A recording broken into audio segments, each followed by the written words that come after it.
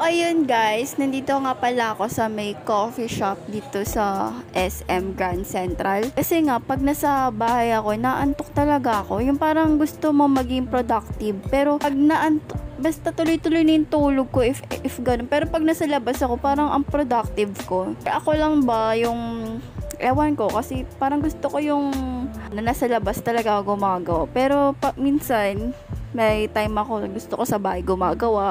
Ayun, gusto ko lang din mapag-isa. Kasi dito sa bahay namin, sobrang ingay din ng mga aso namin doon. Pati mga tao maingay din. And of course, yung ginagawa ko is tatapusin ko nga pala yung case study na final product namin sa isang lecture sa pathology. Kailangan ko magbasa din ng maraming case study para ma-support yung ano.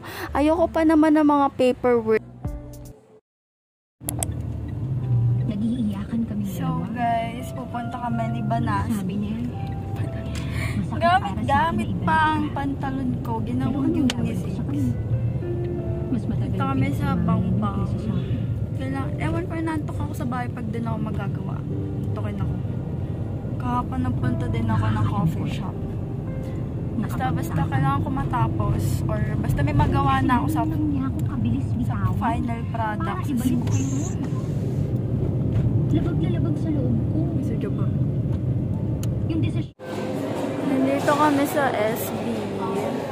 Masarap yung natin sa kape lang. Yung malaman ko ano gusto ko. Hindi. Ang order ko ay frap yan. Karami ka po. Bawal.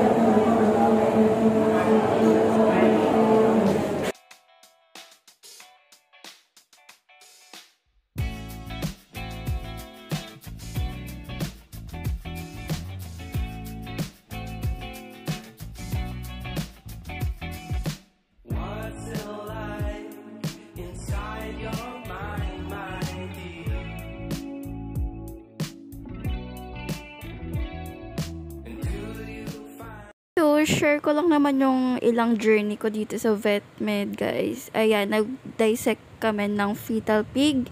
At, ayun, share ko lang naman. Sneak peek lang naman, guys.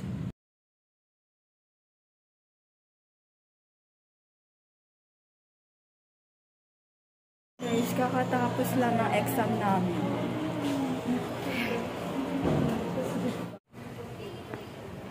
Uwian na, guys. So, magpapamper ako kasi wala na akong mga final exam na tapos ko na.